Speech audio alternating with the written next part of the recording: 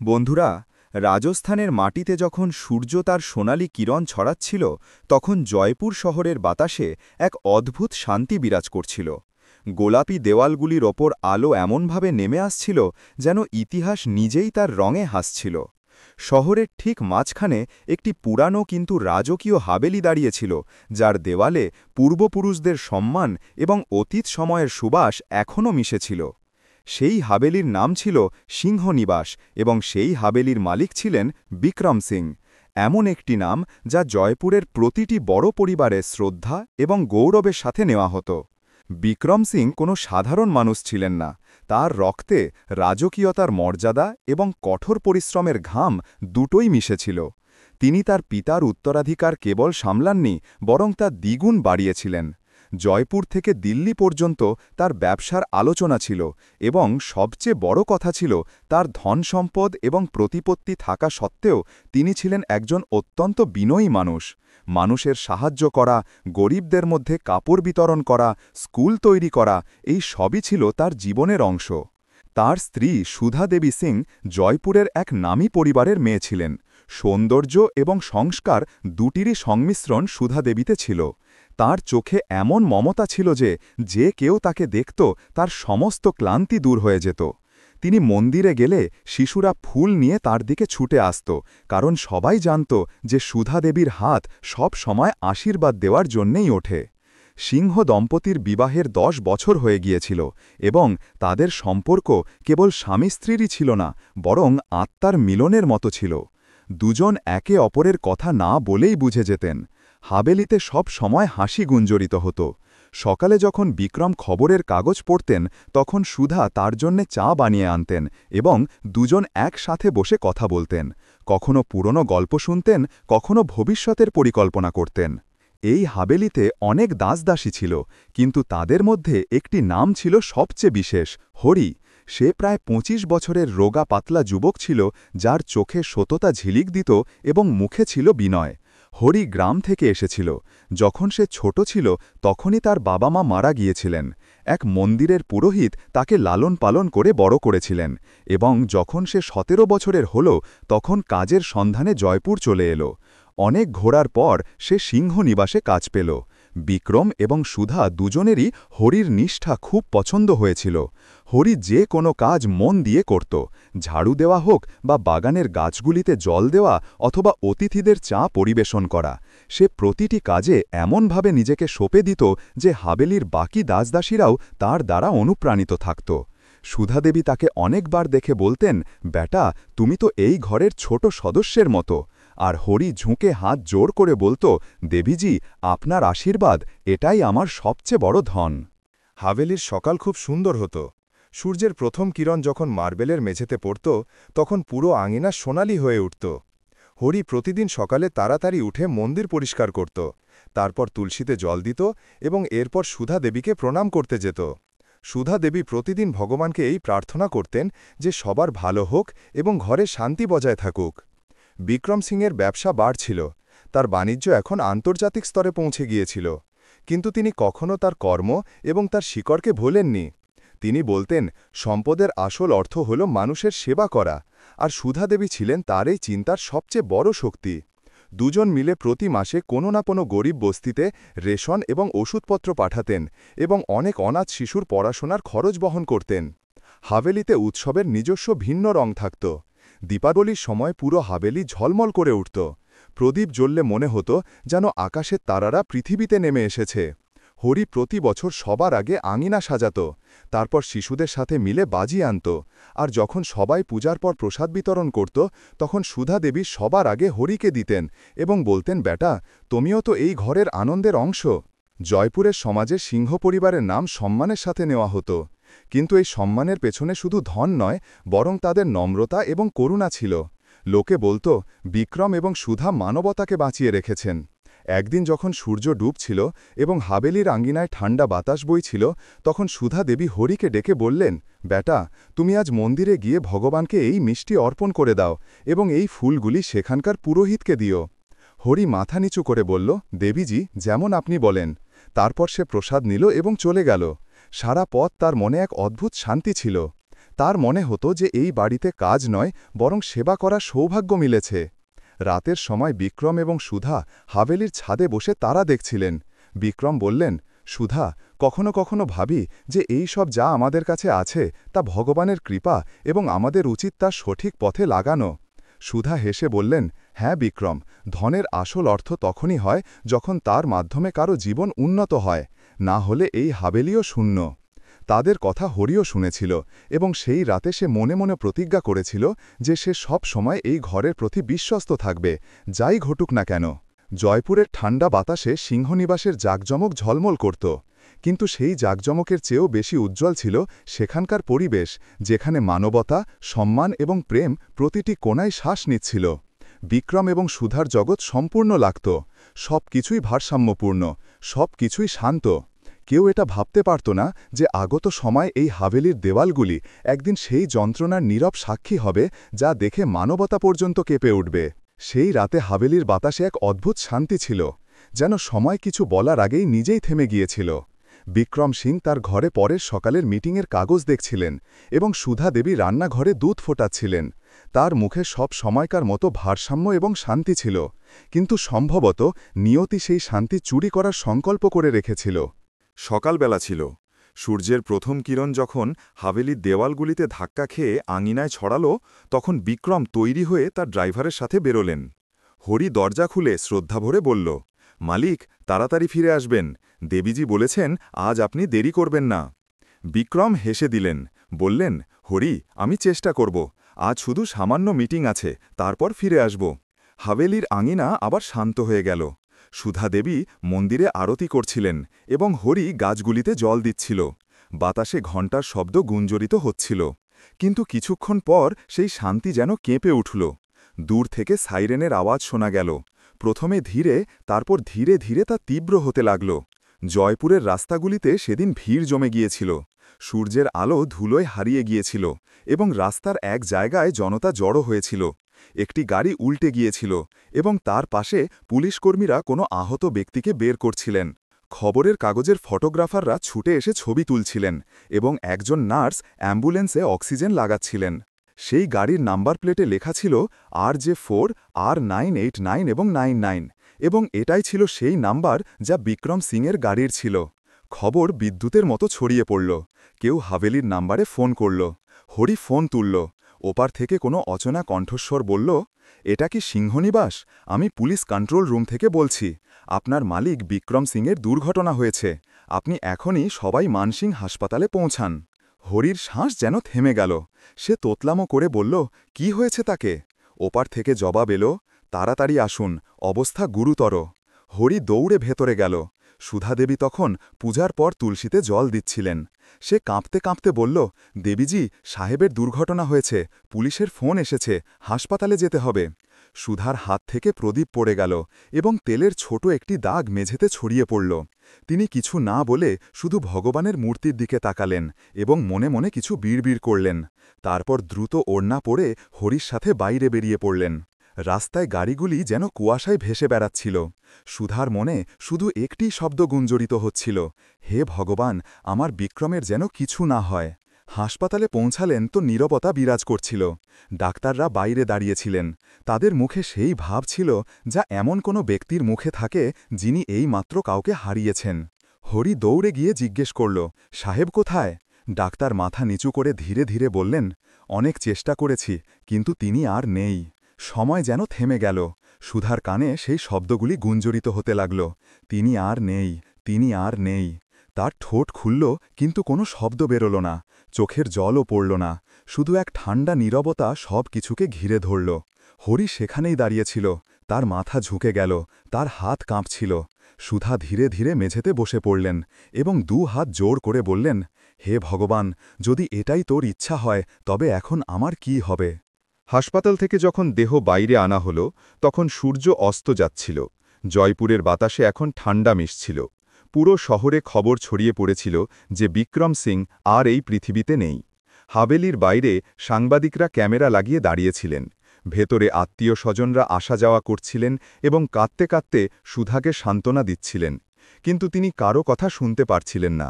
তার চোখ একই জায়গায় স্থির ছিল যেখানে বিক্রমের পার্থিব শরীর রাখা ছিল। পরের দিন শেষকৃত্য হল। হরি নিজেই নিজের হাতে চিতার জন্য কাঠ সাজালো এবং প্রতিটি রীতিতে সাথে ভাকল। লোকে বলল, এত বিশ্বস্ত চাকর আমরা দেখিনি। সুধাদেবী শুধু মৌন অবলম্বন করলেন, যেন তার ভেতরের সমস্ত আওয়াজ শেষ হয়ে গিয়েছিল। দিন কাটতে লাগল, কিন্তু হাভেলির প্রতিটি কোণা এখন শূন্য ছিল। সকালের চায়ের সুবাস গায়েব ছিল। খবরের কাগজ এখন টেবিলে খোলা থাকত না। সেই জায়গাটা খালি ছিল যেখানে বিক্রম বসতেন। সুধাদেবী এখন বেশিরভাগ সময় তার ঘরে থাকতেন। জানালা দিয়ে বাইরে দেখতেন, যেখানে অমলতাসের হলুদ ফুল ঝরে পড়ত। হরি রোজ সকালে তার ঘরের বাইরে প্রদীপ জ্বালিয়ে চুপচাপ চলে যেত। কখনো কখনো সে জিজ্ঞেস করত, দেবীজি কিছু খাবার খেয়ে নিন, কিন্তু জবাবে শুধু সামান্য মাথা নাড়ানো থাকত। সুধার মনে স্মৃতির ঝড় বইত।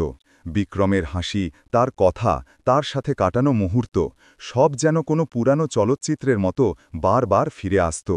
এক সন্ধ্যায় যখন আকাশে হালকা মেঘ ছিল এবং দূর থেকে বিদ্যুৎ চমকাচ্ছিল, সুধাদেবী ছাদে গেলেন। সেখানে বাতাসে আর্দ্রতা ছিল। তিনি আকাশের দিকে তাকালেন এবং বললেন, বিক্রম, তুমি তো বলেছিলে যে আমি কখনো একা থাকব না। এখন এই নীরবতাকে কাকে বলবো? তোমাকে ছাড়া সব শূন্য। তিনি চোখের জল মুছে নিচে এসে ভগবানের সামনে প্রদীপ জ্বালিয়ে বললেন, হে প্রভু, আমাকে শক্তি দিও। হরি এখন তার কাছে ছেলের মতো হয়ে গিয়েছিল। সে জানত যে দেবীজির মনে একটি ঝড় চলছে, কিন্তু সে শুধু শান্তভাবে সেবা করতে পারত। একদিন সে রান্নাঘরে খিচুড়ি বানাচ্ছিল। সুধা প্রথমবার ডাকলেন, হরি বেটা, তুমি কি কিছু খেয়েছ? হরি বলল, দেবীজি, আগে আপনি খেয়ে নিন। সুধা বললেন, না বেটা, আগে তুমি খাও, আমি তোমাকে না খেয়ে দেখতে পারি না। সেই দিনের পর থেকে হরি প্রতিদিন তাকে কিছু না কিছু খাওয়ানোর চেষ্টা করত। হাভেলির বাকি দাসদাসীরা ধীরে ধীরে চলে গেল। কিছুজনের ভয় হল যে এখন মালিক নেই, তাই বাড়ি কতদিন চলবে। কিছুজনের মনে হল যে বিধবা মালকিনের বাড়িতে থাকা কঠিন হবে। কিন্তু হরি থেকে গেল, কারণ সে শুধু শরীর দিয়েই নয়, মন দিয়েও এই ঘরের অংশ হয়ে গিয়েছিল। এক রাতে যখন বৃষ্টি হচ্ছিল, বিদ্যুৎ বারবার চমকাচ্ছিল এবং হাভেলির দেয়াল থেকে জল চুঁইয়ে পড়ছিল। সুধাদেবী তার ঘরে বসেছিলেন। তিনি জানালা দিয়ে বাইরে দেখলেন তো হরি ছাদে উঠে জল আটকানোর চেষ্টা করছিল। সে ভিজে গিয়েছিল, কিন্তু বারবার মাটি এবং কাপড় দিয়ে জলের রাস্তা বন্ধ করছিল। সুধার ঠোঁটে হালকা হাসি এলো এবং তিনি বললেন, এই ছেলেটা শুধু চাকর নয়, এ তো আমার বিক্রমের আমানত। পরের দিন সকালে যখন সূর্য উঠল, তখন হাভেলির ছাদে শিশিরের ফোঁটা চকচক করছিল। হরি মন্দিরের সামনে বসেছিল, হাত জোর করে ভগবানকে কিছু বলছিল। সম্ভবত সেও প্রার্থনা করছিল যে দেবীজির মুখে আবার সেই হাসি ফিরে আসুক। দিনগুলি মাসে পরিণত হল। সুধা এখন ধীরে ধীরে স্বাভাবিক হতে শুরু করলেন। কিন্তু তিনি এখন সেই সুধার ছিলেন না যা তিনি আগে ছিলেন। তার হাসিতে এক হালকা ক্লান্তি ছিল এবং তার চোখে এক স্থায়ী শূন্যতা। তবুও যখন তিনি হরিকে দেখতেন, তার মনে হতো যে হয়তো ভগবান তাকেই তার দুঃখ ভাগ করে নেওয়ার জন্য পাঠিয়েছেন। একদিন তিনি বাগানে বসেছিলেন এবং হঠাৎ বললেন, হরি বেটা, তুমি কি কখনো তোমার বাড়ির লোকেদের মনে করেছ? হরি মাথা নিচু করে বলল, দেবীজি, এখন আমার কেউ নেই, আপনিই আমার ঘর। সুধা তার দিকে তাকালেন এবং বললেন, যদি বিক্রম থাকত তবে বলতো যে এই ছেলেটার মধ্যে সত্যিকারের মানুষ বাস করে। সেই সন্ধ্যায় মন্দিরে ঘণ্টা আবার বাজল। বহুদিন পর সুধা দেবী হেসে বললেন, ভগবান, তুমি যদিও আমার জীবনসঙ্গী কেড়ে নিয়েছ, কিন্তু তুমি আমাকে এমন একজন মানুষ দিয়েছ যে আমাকে প্রতিদিন মনে করিয়ে দেয় যে মানবতা এখনও বেঁচে আছে। আর সেই দিন থেকেই হাভেলিতে যেন আবার প্রাণ ফিরে আসতে শুরু করেছিল। সেই সকালে যখন সূর্যের কিরণ আবার হাভেলির মার্বেলের ওপর নামছিল, তখন হাভেলির বাতাসে আগের মতো শান্তি ফিরে আসতে দেখা গেল। হরি মন্দির পরিষ্কার করছিল, প্রদীপের শিখা ধীরে ধীরে জ্বলছিল এবং সুধাদেবী বারান্দায় তুলসীতে জল দিচ্ছিলেন। তার মুখে এখন সেই পুরনো কোমলতা ঝিলিক দিচ্ছিল, যা অনেক দিন ধরে কোথাও হারিয়ে গিয়েছিল। এমন মনে হচ্ছিল যেন বিক্রম সিংহের আত্মা কোথাও ওপর থেকে হেসে দেখছে যে এখন এই ঘর আবার জীবিত হয়ে উঠেছে। দিনের শুরু এখন আগের থেকে আলাদা হতে শুরু করেছিল। সুধা দেবী এখন তার ঘর থেকে বাইরে আসতে লাগলেন। রান্নাঘরে গেলে হরি তাকে জিজ্ঞেস করত, দেবীজি, আজ কি বানাবো? আর তিনি বলতেন, যা তুমি চাও বেটা, শুধু ভক্তি দিয়ে বানাও। হরি মন ভরে রান্নাঘরে লেগে যেত এবং যখন খাবার তৈরি হতো তখন সুধা দেবী ভগবানকে অর্পণ করে হরিকে প্রথম গ্রাস খাওয়াতেন, তারপর নিজে খেতেন। ধীরে ধীরে হাভেলিতে জীবনের ছন্দ ফিরতে লাগল। প্রতি সকালে হরি আঙিনায় ঝাড়ু দিয়ে ফুল তুলত এবং মন্দিরে রেখে দিত। তারপর দুধ গরম করত এবং সুধা দেবীকে দিত। সুধা এখন তার ওপর সম্পূর্ণ বিশ্বাস করতে লাগলেন। তিনি হরির মধ্যে এক অদ্ভুত শান্তি অনুভব করতেন, যেন তার উপস্থিতি এখন তার জীবনের প্রার্থনার উত্তর। একদিন হাভেলিতে কিছু আত্মীয় স্বজন এলো। তারা দেখলেন যে হরি এখনও ঘরের প্রতিটি কাজে লেগে আছে এবং সুধা দেবী তাকে খুব বিশ্বাস করেন। কেউ কানে কানে বলল, এই চাকর এখন তো পরিবারের মতোই হয়ে গেছে। অন্য কেউ ফিসফিস করে বলল, বেশি বিশ্বাস ভালো না। কিন্তু সুধা দেবী এই কথাগুলিতে মনোযোগ দিলেন না। তিনি জানতেন যে যখন কেউ নিজের সব কিছু হারিয়েছে তখন একজন সত্যিকারের মানুষের সঙ্গই সবচেয়ে বড় আশীর্বাদ হয়। হরি এখন তার সাথে মন্দিরেও যেতে শুরু করেছিল। সুধা দেবী প্রতি সোমবার শিব মন্দিরে যেতেন। সে চুপচাপ তার সাথে হাঁটত এবং সিঁড়ি গুনত, যাতে দেবীজির উঠতে কষ্ট না হয়। মন্দিরে লোকে যখন দুজনকে দেখত তখন বলত, এই সুধা দেবী, যিনি স্বামীর চলে যাওয়ার পরেও সেবা এবং সংযম দিয়ে জীবনকে চালিত করেছেন, আর এই ছেলে যে তার ছায়ার মতো তার সাথে দাঁড়িয়ে থাকে। সুধা দেবী এখন সমাজসেবায় আবার লাগতে শুরু করলেন। তিনি বিক্রম সিংহের স্মৃতিতে গরিব শিশুদের জন্য একটি ছোট স্কুল খুললেন। নাম রাখলেন বিক্রম শিক্ষা কেন্দ্র। সেই স্কুলের উদ্বোধন হরির হাতে করানো হল। যখন হরি ফিতে কাটল তখন তার চোখে জল এলো। সে বলল, দেবীজি, আমি কখনো ভাবিনি যে আমার নামও কোনো ভালো কাজের সাথে যুক্ত হবে। সুধা বললেন, বেটা, এটা তোমার সত্যতার জয়। ভগবান তোমাকে এই কাজের জন্যই পাঠিয়েছেন। ধীরে ধীরে সুধা এবং হরির মধ্যে এক অটুট সম্পর্ক তৈরি হল। সেই সম্পর্ক রক্তের ছিল না, কিন্তু আত্মার ছিল। হরি এখন কেবল চাকর ছিল না, সে ছিল তার জীবনের অবলম্বন। যখনই তিনি ক্লান্ত হয়ে যেতেন বা পুরানো দিনের কথা বলতেন, হরি চুপচাপ শুনত। কখনো কোনো পরামর্শ দিত না, শুধু তার পায়ের কাছে বসে চুপ থাকত, কারণ অনেক সময় নীরবতাই সবচেয়ে বড় সান্ত্বনা হয়। একবার সুধার খুব জ্বর হল। হাভেলিতে কেউ ছিল না, বাকি দাসদাসীরা ছুটিতে ছিল। হরি সারা রাত তার সেবা করল। জলের জন্য ছুটত, ওষুধ আনত, তার কপালে ঠান্ডা জলপট্টি রাখত।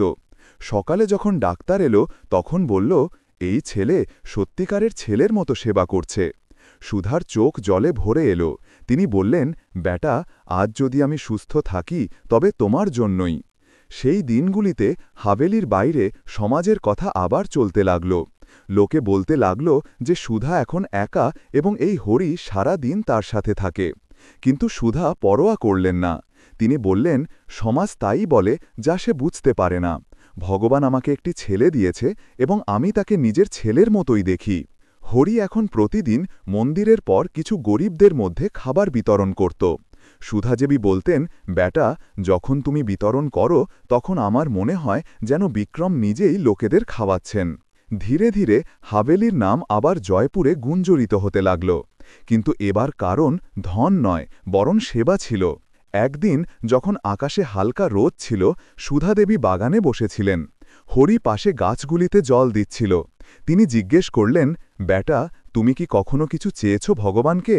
হরি বলল, দেবীজি, আমি শুধু এটাই চেয়েছি যে আমি আপনার সেবা করতে থাকি, যতক্ষণ শ্বাস চলে। সুধা বললেন, আর ভগবান তোমার কথা শুনেছেন, কারণ এখন তুমি এই ঘরের আলো। সময় কাটতে লাগল। হাভেলি এখন আবার সুরভিত হতে লাগল। উৎসব এলো। দীপাবলির দিন সুধা বললেন, এবার প্রদীপ তুমি জ্বালাবে হরি, কারণ এই ঘরের আলো এখন তোমার হাত থেকেই। সেই রাতে যখন হরি প্রদীপ জ্বালালো তখন বাতাসে ঘিয়ের সুগন্ধ ছড়ালো এবং দেওয়ালগুলির ওপর সোনালি ছায়া পড়ল। সুধা ওপরে আকাশের দিকে তাকালেন এবং বললেন, বিক্রম, দেখো, তোমার ঘর আবার আলোকিত হয়েছে। কিছু মাস পর সুধা একটি সমাজসেবা পুরস্কার পেলেন, যেখানে লেখা ছিল যে তিনি বিধবা হয়েও সমাজসেবা এবং মানবতাবাদের উদাহরণ স্থাপন করেছেন। যখন সুধা মঞ্চে গেলেন তখন তিনি বললেন, যদি কেউ আমার এই যাত্রার সঙ্গী হয় তবে সে হল হরি, কারণ সে আমাকে আবার বাঁচতে শিখিয়েছে। সভাগার হাততালিতে গুঞ্জরিত হয়ে উঠল এবং হরির চোখ থেকে জল গড়িয়ে পড়ল। সেই রাত হাভেলিতে খুব বিশেষ ছিল। সুধা মন্দিরে ভগবানকে ধন্যবাদ দিলেন এবং বললেন, প্রভু, তুমি আমাকে যা দিয়েছিলে তা আমি হারিয়েছি, কিন্তু তুমি যা আবার দিয়েছ তা কোনো খাজানার চেয়ে কম নয়। এই ছেলে আমার আত্মার শান্তি। ধীরে ধীরে দুজনের দিনলিপি এভাবেই চলতে লাগল। সকালে পূজা, দুপুরে সেবা, সন্ধ্যায় মন্দির, তারপর রাতে স্মৃতিতে ডুবে থাকা কিছু শব্দ বাতাসে হারিয়ে যেত। কিন্তু সেই শব্দগুলিতে এখন দুঃখ ছিল না, বরং এক মধুর শান্তি ছিল। হরি হাভেলিকে সামলে নিয়েছিল। বাগান আবার সবুজ শ্যামল হয়ে গেল। দেওয়ালগুলিতে নতুন রং করা হলো এবং দরজাগুলিতে সেই পুরনো সিংহনিবাসের নামফলক আবার চকচক করতে লাগল।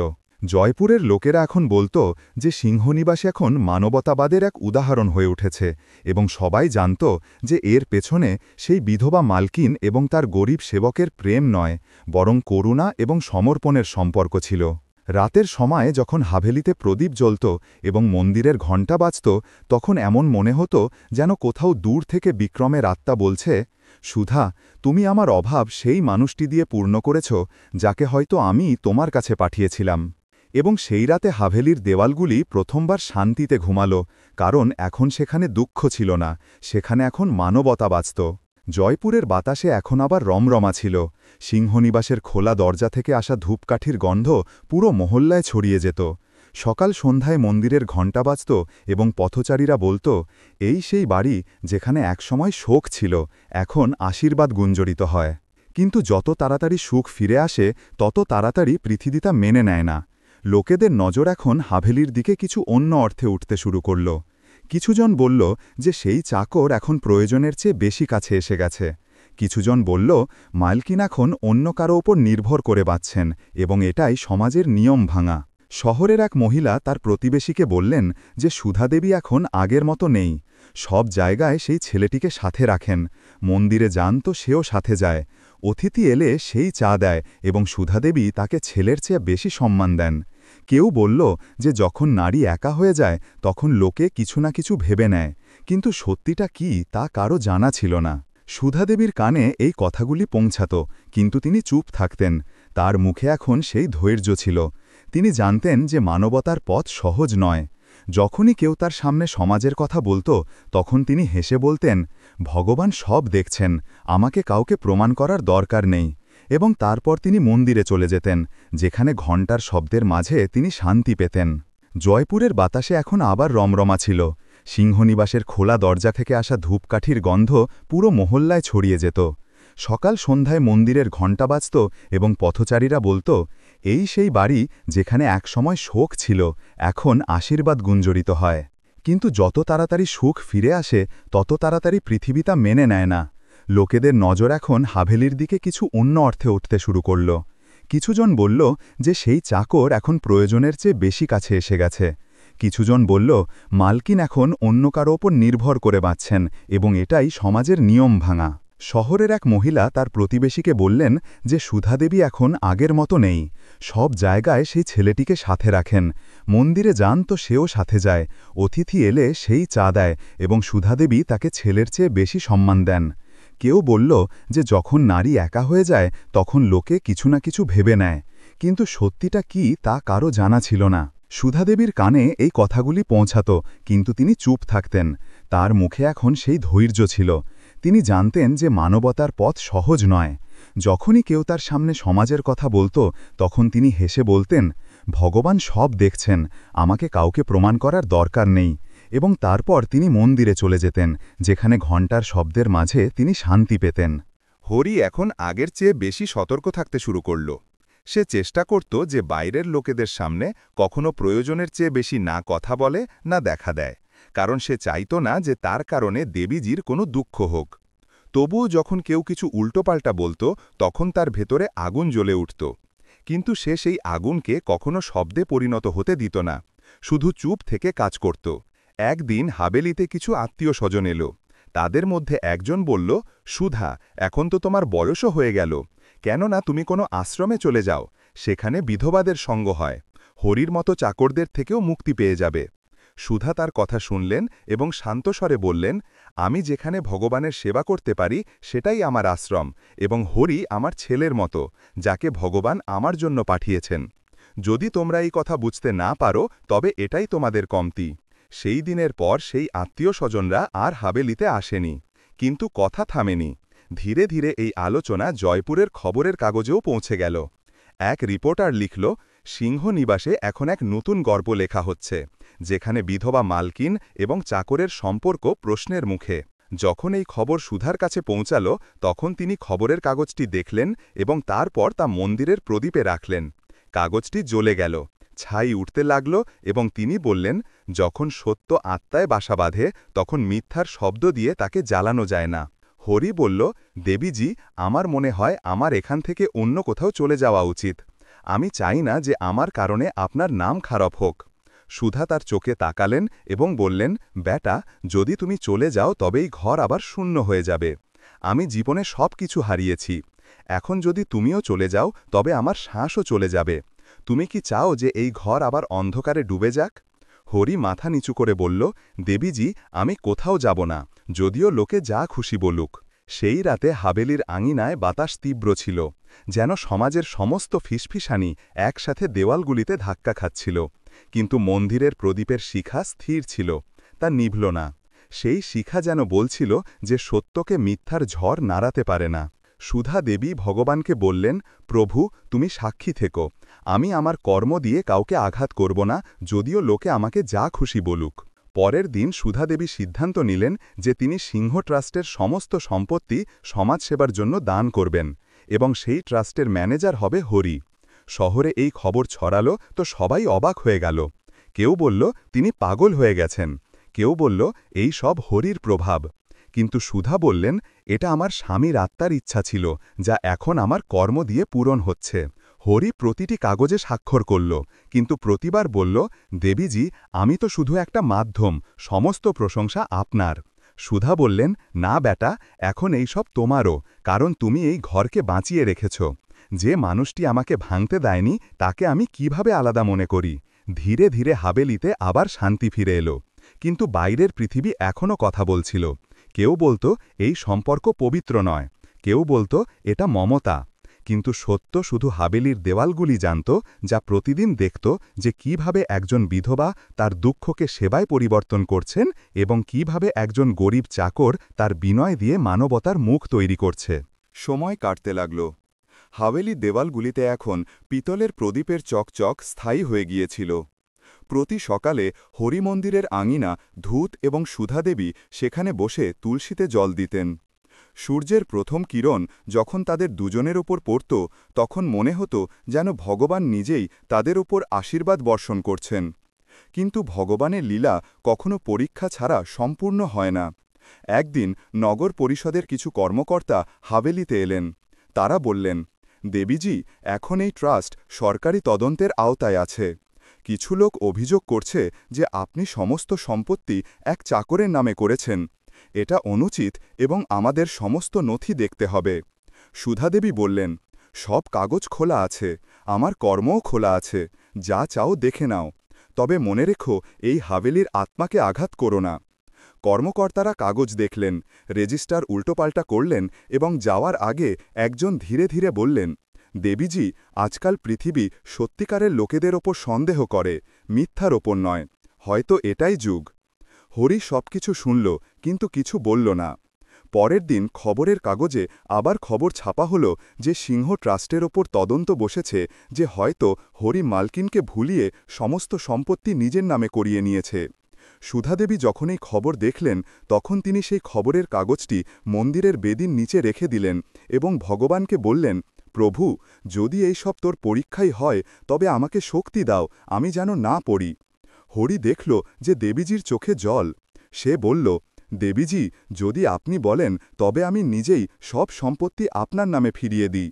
কিন্তু সুধা তাকে থামালেন এবং বললেন, বেটা, এই সম্পত্তি এখন তোমার নয়, এটা সমাজের। এটাকে কিভাবে ফিরিয়ে নেওয়া যায়? এই যে লোকেরা বলছে, এটা তাদের আত্মার ভয়, যা তাদের সত্যকে স্বীকার করতে দেয় না। সেই সন্ধ্যায় হাভেলির বাইরে লোকেদের ভিড় জমেছিল। কিছু লোক চিৎকার করছিল যে এই সম্পর্ক লজ্জাজনক। কেউ বলছিল যে এই সব লোক দেখানো, সমাজের মর্যাদা ভাঙছে। সুধাদেবী বারান্দায় দাঁড়িয়ে সব দেখছিলেন। হরি তার পিছনে দাঁড়িয়েছিল। সে বলল, দেবীজি, আমি কি এদের সবাইকে জবাব দেব? সুধা হাত তুলে তাকে থামালেন এবং বললেন, না বেটা, এদের সাথে তর্ক করো না।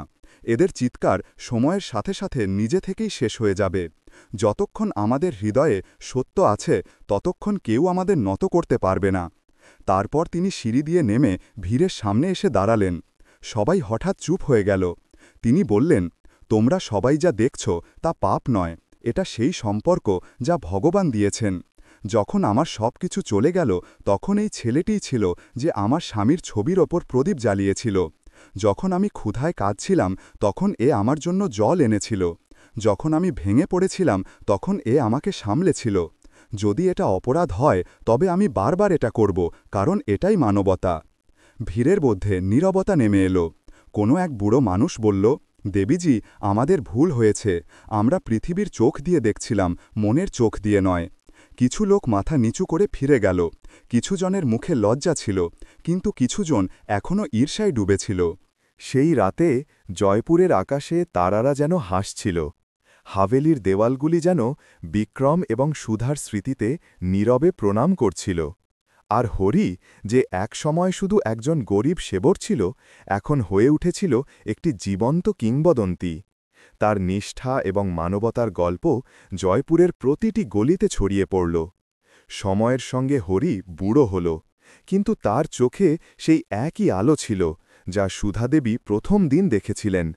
সে প্রতিদিন সকালে হাভেলির মন্দিরে যেত, প্রদীপ জ্বালত এবং বলত, দেবীজি, মালিক, আপনারা আমাকে যা শিখিয়েছেন তা আমি কখনো ভুলব না।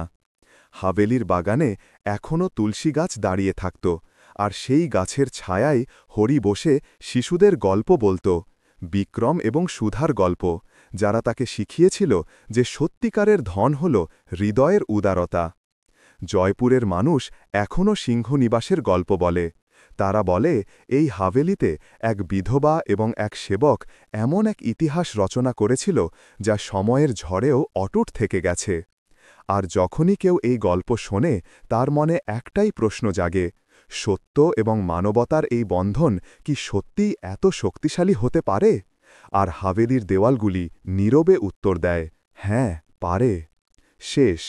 এই গল্প মানবতার জয়ের গল্প। বিক্রম সিং, সুধা দেবী এবং হরির এই কাহিনী আমাদের শেখায় যে ধন সম্পদ বা সমাজের কথার চেয়ে বড় হল হৃদয়ের বিশ্বাস এবং নিষ্ঠা। সিংহনিবাস আজ জয়পুরের বুকে দাঁড়িয়ে আছে, যেন একটি জীবন্ত সাক্ষী যে মানবতা কখনো হারায় না। শেষ।